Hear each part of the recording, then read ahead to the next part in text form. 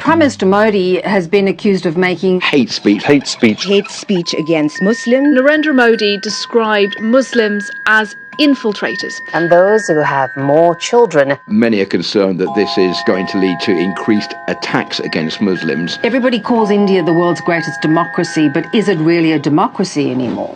पूरी दुनिया में प्रधानमंत्री मोदी के भाषण की निंदा होने लगी है। बड़े बड़े अखबार, मीडिया संस्थान चिंता व्यक्त करने लगे हैं, चेतावनी जारी करने लगे हैं। लोग भारत के लोकतंत्र के भविष्य को लेकर चिंतित हो गए, संविधान के अस्तित्व को लेकर चिंतित हो गए।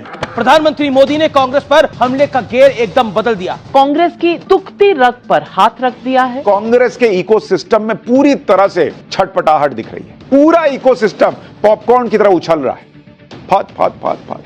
और इसीलिए प्रधानमंत्री नरेंद्र मोदी ने सीधा कह दिया है कि बहुसंख्यकों का, हिंदुओं का जो संपत्ति है वो लेकर मुसलमानों को दे देगी कांग्रेस पार्टी। वो महिलाओं का मंगल सूत्र छीन लेंगे, आदिवासियों की चांदी छीन लेंगे, आपका घर छीन लेंगे और उसके बाद उन लोगों को बांटेंगे जिनके ज्यादा बच्चे हैं, जो मुसलमान हैं, जो घुसपैठिए हैं। क्या कांग्रेस घर मंगलसूत्र छीन लेगी? और नरेंद्र मोदी ही उसे बचा पाएंगे? लेकिन मोदी होने नहीं देंगे। यही है आज सवाल पब्लिक का। कि ये देश ऐसा हो गया है, ये मेरा लोकतंत्र ऐसा हो गया है। मोदी जी, आपको शर्म नहीं आती?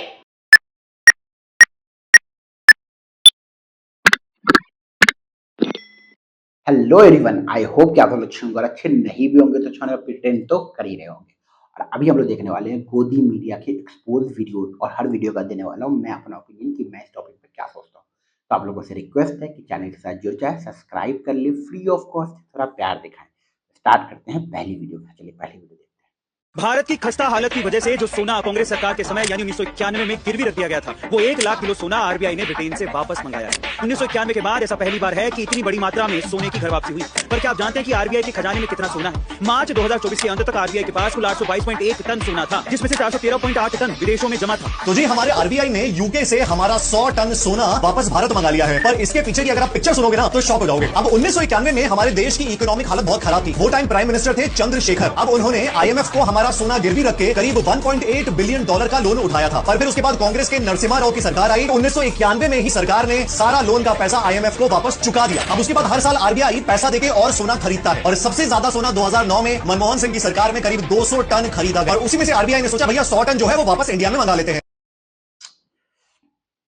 मैंने बोला ना कि ये जो है, ये लूजर जो है, ये भी जो है ना बहुत ज्यादा बीजेपी भी एक गोदी यूट्यूबर से, और ये भी बहुत ज़्यादा बीजेपी का चाटता है। हर चीज़ में बीजेपी बीजेपी बीजेपी करता रहता है। आप ये आलम समझ लो कि अगर आप बीजेपी से सवाल कर रहे हो ना तो तब भी इसको प्रॉब्लम है कि तुम क्यों कर रहे हो, तुम दोगले हो। अगर आप बीजेपी से सवाल कर लो कि बेरोजगारी क्यों है देश के अंदर, रोजगार क्यों नहीं है, पेट्रोल क्यों महंगा है, ऐसा क्यों रहा, तो इन यूट्यूबर जो ऐसे हज़ारों है यूट्यूब पे, इनको तो तुम हमारे बाप से कैसे सवाल कर सकते हो? जैसे गोदी मीडिया है वैसे ये गोदी यूट्यूबर्स, इनके भी पिछवाड़े मिर्ची लग जाता है कि अरे पापा से कैसे सवाल कर सकते हो। अरे तुम्हारे बाप होंगे, हमारे थोड़ी है भाई। हमने अपने वोट दे के प्रधानमंत्री बनाया, हमारा हक बनता है, हम टैक्स पे करते हैं, हमारा हक बनता है सवाल करना सही गलत। तुम चाटोकारिता पे आ गए, तुम सेंधा नमक लगा के चाटते हो तो हम भी चाटने लगे। क्या ही बोलो ऐसे लोगों को। ये लोग जो है ना, जब कहते हैं ना कि भगवान या अल्लाह जब आपको फेम देता है ना, तो फेम के साथ एक रिस्पॉन्सिबिलिटी भी देता है आपको कि अपने फेम का, अपने पावर का सही तरीके से इस्तेमाल करो। लेकिन ये वो दोगले और हरामखोर लोग हैं जो अपने पावर का, अपने फेम का, अपने इन चीज़ों का सबसे घटिया और सबसे गलत तरीके से इस्तेमाल कर रहे हैं। बाकी अब आपका क्या ओपिनियन इस चीज़ को लेकर कमेंट में बताइए, क्या सोचते हो इस चीज़ को, कमेंट में बताओ। अगला देखते हैं। तुम तो धोखेबाज हो, वादा करके भूल जाते हो। रोज रोज मोदी जी तुम ऐसा करोगे, रोज रोज मोदी जी तुम झूठ बोलोगे, जनता जो रूठ गई फिर हाथ मलोगे। अरे तुम तो धोखेबाज हो, वादा करके भूल जाते हो। बात तो सही है कि वादा करके भूल जाते हो। वादे तो 2 करोड़ नौकरियां की थी, वादा 15 लाख रुपए अकाउंट में भी था। अभी मैं एक बहुत आज की, आपको पता है इस देश के अंदर क्या हुआ है आज? अभी आज की बात कर रहा हूँ। क्या हुआ आपको पता है? आज कौन सा डेट है? ये वीडियो हो सकता है बाद में अपलोड हो, लेकिन आज जो डेट है पहले मैं आपको डेट कंफर्म कर दूं। आज है 11 जून, रात के 2:10 हो रहा है। ठीक है, इसमें बता रहा हूँ आपको ये हुआ क्या है। पता है, जम्मू एंड कश्मीर के अंदर एक बस पे अटैक हुआ और कई सारे लोगों की जानें चली गई। और फिर ये देश में कुछ लोग बात करते हैं सेफ्टी हमारा सबसे टॉप पर है। एक बात बता दो कि एक बार इस देश के अंदर जब से पीएम मोदी हुए हैं, आए हैं, हमला हुआ है, पुलवामा कब हुआ? ऐसे तो बहुत सारे एग्जाम्पल, लेकिन पुलवामा कब हुआ? तभी हुआ ना। लेकिन ये लोग इस चीज़ पे ध्यान नहीं देते हैं। तो ऐसे बहुत सारे मुद्दे हैं, ऐसे बहुत सारी चीज़ें जहाँ पे बीजेपी पूरी तरीके से गलत है। ना कोई उनसे सवाल करता है, ना कोई सवाल करना चाहता है। सब सवाल ये करेगा कि जो ना मार दिया, ओह माय गॉड! मुद्दा क्या उठेगा तो पता है कि सेलिब्रिटी इसके ऊपर क्यों नहीं बोल रहे, शाहरुख खान क्यों नहीं बोल रहा, सलमान खान क्यों नहीं बोल रहा? अरे साले तुम ये पूछो ना कि मोदी जी से आया कैसे? घुसपैठी कैसे हुआ? तुम्हारा क्या कर रहा था जितनी एजेंसी इस देश के अंदर, वो क्या कर रही थी? ये सवाल नहीं करेंगे ये लोग। ये सवाल क्या करेंगे कि सलमान खान इसके ऊपर ट्वीट क्यों नहीं? सलमान खान मुसलमान है, कोई पाकिस्तान को सपोर्ट करता है, हिंदुस्तान को क्यों करता है? और ऐसे घटिया 2 कौड़ी के यूट्यूबर, मुझे समझ में ही नहीं आता इन सालों की बातें। ये लक्ष्य चौधरी हैं, एलविश यादव है, ये सब 2 कौड़ी, ढाई कौड़ी के जो यूट्यूबर हैं, इनका समझ में नहीं आता है। मान के चलो कि अगर कहीं पे कोई चीज़ें गलत हुई, समझ में, मान के चलो कि अगर कहीं पे एक टेररिस्ट अटैक हुआ है, सवाल ये होगा ना कि भाई कैसे हुआ? ये आए कैसे? इतना बम कैसे आया इनके पास? इतनी बंदूकें कैसे आई इनके पास? मेरा सवाल तो हमेशा यही होगा कि भाई कैसे आया तेरे पास? लेकिन अब ये सवाल क्या कर रहे हैं, देखो ना बम आया, लेकिन शाहरुख खान क्यों नहीं बोल रहा कि जो है ना बम के लोग क्यों मर गए? अरे शाहरुख खान का इससे क्या लेना-देना? जिससे लेना-देना तुम उससे सवाल ही नहीं कर रहे हो। हाँ? और हज़ारों यूट्यूबर का ट्वीट यही है यूट्यूब पे कि भाई वो सेलिब्रिटी देखो मुँह बंद करके बैठा हुआ है, हिंदुत्व के मुद्दे पे चुप है वो। हिंदुत्व का मुद्दा कब से हो गया ये? ये देश का मुद्दा है। देश का मुद्दा है ये, देश का। देश की सिक्योरिटी का मुद्दा है। ये एक कुछ हिंदुओं का मुद्दा नहीं है। हाँ, उस बस के अंदर कुछ जो लोग थे वो मारे गए, जिनके साथ गलत हुआ, जिनकी जिन जो वो तो हो सकते हैं, लेकिन ये देश का मुद्दा है। जब ट्रेन के अंदर किसी का गला काटा गया था, वो देश का मुद्दा था। वो एक इंसान हो गया ठीक है, लेकिन वो देश का मुद्दा था कि कैसे इस देश के अंदर ऐसा हो रहा है, इतना नफ़रत क्यों फैला? तो ये दोगले यूट्यूबर्स कब समझेंगे? दोगले न्यूज़ एंकर कब समझेंगे इस चीज़ को? हर देश के मुद्दे को ये हिंदू मुस्लिम के मुद्दे पे या सेलिब्रिटी बॉलीवुड और इसको करने लगते हैं। फिर कोई क्रिकेटर क्यों नहीं बोल रहा है? कोई ये क्यों नहीं बोला? अरे पागलवादी बात कर रहे हो, वो क्यों बोलेगा भाई? और अब उसका मर्ज़ी, वो जब मन करेगा बोलेगा, जब मन करेगा नहीं बोलेगा। तुमको जिससे सवाल करना चाहिए उससे तुम्हारी तो फट के 4 हो जाती है, तुम्हारा तो फट के सेंधा क्या बोले इत्तर के फट जाता है यूपी बिहार की भाषा में। चलो अगला देखते हैं। संविधान में लिखा है कि गोहत्या नहीं होना चाहिए। हाँ, बट अभी इंडिया बीफ एक्सपोर्ट में टॉप 5 कंट्री में होना नहीं सही है, बंद करना सही है ना। तो होम डिपार्टमेंट भी आपके हाथ में, सरकार आपके हाथ में, तो आप गोहत्या क्यों बंद नहीं कर सकते? मैंने ये बता रहा हूँ, हमें करना सही है, देश में माहौल बनना सही है। हमारा देश में यूसीसी होना चाहिए, गो हत्या बंद होना चाहिए। एनओ सरकार का काम नहीं है, एनओ सरकार का काम नहीं है। तो हमारा लोगों का सोल में जो हम लोग गो आप एक्सपोर्ट में किया, बट इंटरनल हम भी इंटरनल भी दुकान रहे गवर्नमेंट के अंडर में होता है ना। एक बंद करने से गो हत्या बंद होगा। आपको गो हत्या का खिलाफ पूरा एक माहौल बनाना पड़ेगा। पहले तो इस नेता के बारे में हम बता देते हैं, ठीक है। इनका नाम है हेमंत विश्व शर्मा का कुछ नाम है इनका, ये सीएम है, ठीक है। ये इस देश के अंदर जो बहुत ज्यादा घोटाला करने वाले नेताओं की लिस्ट है, उस लिस्ट में ये आते हैं और टॉप पे आते हैं, ठीक है। हुआ ये कि एक टाइम पे इन पे बीजेपी इनके पीछे बहुत पड़ी हुई थी और इनको जेल भिजवाने के लिए तैयार थी बीजेपी, और ये जेल चाहने वाले भी थे। लेकिन अचानक से क्या हुआ ना, इनके ऊपर बीजेपी का हाथ आ गया। ये फटाक से जाके बीजेपी में ज्वाइन हो गए और इनके सारे पाप धुल चुके हैं। अब ये सीएम हैं और दिन रात फालतू के बयान देते हैं। एक बार बयान आपने सुना होगा, जब पूछा था शाहरुख खान कौन है, फिर खुद ही ट्वीट बताया था शाहरुख खान तो बाप है हमारा, ठीक है। ये सब इन्होंने कर रखे हैं, ठीक है। दूसरी बात, अभी ये बीफ पे बात कर रहे हैं। सवाल ये है कि इस देश के अंदर बीफ एक्सपोर्ट की बात हो रही है, एक्सपोर्ट, खाने की बात नहीं हो रही है। खाने पे तो जब चाहे आप रोक लगा देते हो, बोल देते हो कि यूपी में इस एरिया में बीफ जवा नहीं हो सकता, उस एरिया में नहीं हो सकता, नहीं हो रहा है, रुक गया।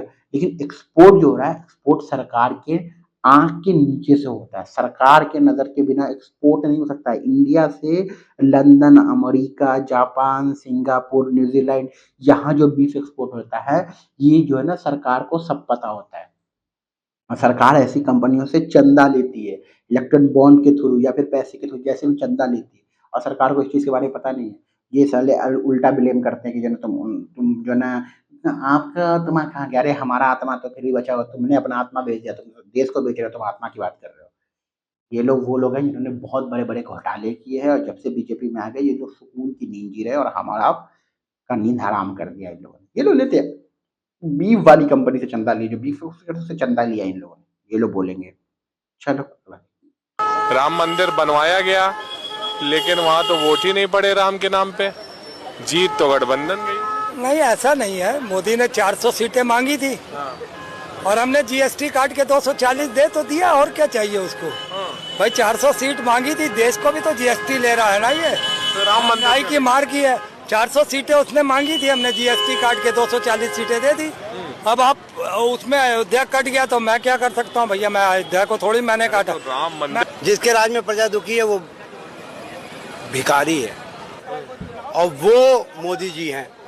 आप बता रहे कि वहाँ पर अयोध्या में क्यों हार गया। शंकराचार्य ने क्या कहा था कि जब तक अर्धनिर्मित मंदिर में आप पूजा प्राण प्रतिष्ठा ना करें, वरना प्रलय आ जाएगा, आपको इसका खामियाजा भुगतना पड़ेगा। इन्होंने नहीं माना उनकी बात, जल्दी से। वो 18% जीएसटी वाली बात तो सही थी, और आपको मान के ये सुन के ये बात बहुत हैरानी होगी कि जब राम मंदिर का उद्घाटन हुआ तो हिंदू समाज के जो बहुत बड़े बड़े पंडित हैं, या फिर जो हिंदू समाज को मतलब रिप्रेजेंटेटिव कह लो, समझ लो, मोटा मोटी बात समझ लो। जैसे मुस्लिम समाज में कुछ होता था, कुछ लोग हैं ना जो रिप्रेजेंट करने जाते हैं चीज़ों को, वैसे हिंदू समाज के अंदर भी कुछ लोग हैं जो बड़े नेता नहीं, वो अलग लोग होते हैं, ठीक है। और ऐसे 2 कौड़ी के बाबा नहीं जो आपको माइक पे दिनों पर करते रहते हैं कि आपको क्या हो गया, गले में बुखार है, आपको बवासीर हो गया है, लाओ पिछवाड़े में फूंक देते हैं। ऐसे पिछवाड़े में फूंकते हैं, उनका पिछवाड़े से बवासीर ठीक हो जाता है। कई सारे लोग के ऊपर भूत रहता है, ऐसे फूंकते भूत हो जाता है। कई सारे लोग ऐसे फर्जी बाबा आ गए हैं कि जिन पर्सनल लाइफ पे ज्ञान दे रहे हैं कि भाई साहब तुम इनसे बात क्यों करती हो, तुम ये कहती हो, पता है सूरज चांद से पहले आया और वो आलू प्याज से पहले आया, ऐसे बकवास कर रहे हैं। ऐसे आपको रील्स पे दिन रात वीडियो आते होंगे, बट आपको शॉक्ड हो जाओगे जो जेन्युइनली पंडित साहब जो है, पंडित जी लोग जो हैं, वो लोग राम मंदिर के इसमें शामिल ही नहीं। उन लोगों ने सीधा बाइकआउट कर दिया, क्योंकि भाई जब सब कुछ मोदी जी को ही करना था, हम वहाँ पे जाकर ठंडन गोपाल करेंगे। आपका क्या ओपिनियन है, किन किन बाबाओं ने बाइकआउट किया था, उनका नाम कमेंट में बताओ आप। चलो अगला देखते हैं।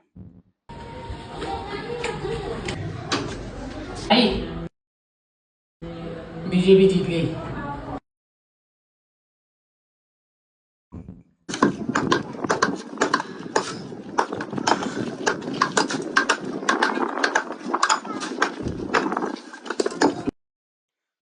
ज़्यादा दुख न ले भाई, अगर कांग्रेस भी जीती तो यही होता है। बीजेपी कांग्रेस से लेना देना नहीं है, लेना देना है सवाल करने से। कभी भी अगर कोई सरकार गलत करे, आपको रोजगार का वादा देके पूरा ना करे, आपको जो है ना पेट्रोल के का दाम कम करेंगे, आपको पैसे देंगे, आपके साथ ये करेंगे वो करेंगे, जो प्रॉमिस करे तो उससे सवाल करना है।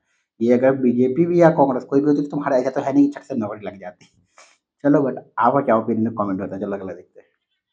खटाखट खटाखट खटाखट टनाटन टनाटन टनाटन खटाखट खटाखट खटाखट खटाखट खटाखट खटाखट खटाखट खटाखट खटाखट सपाचट सपाचट सपाचट फटाफट फटाफट खटाखट खटाखट खटाखट छोड़ो यार, खटाखट खटाखट खटाखट खटाखट। आप लोगों को सिर्फ खटाखट की जरूरत है। मेरा भी ये कहना है कि bye bye bye bye bye bye bye bye bye bye bye bye bye bye bye bye.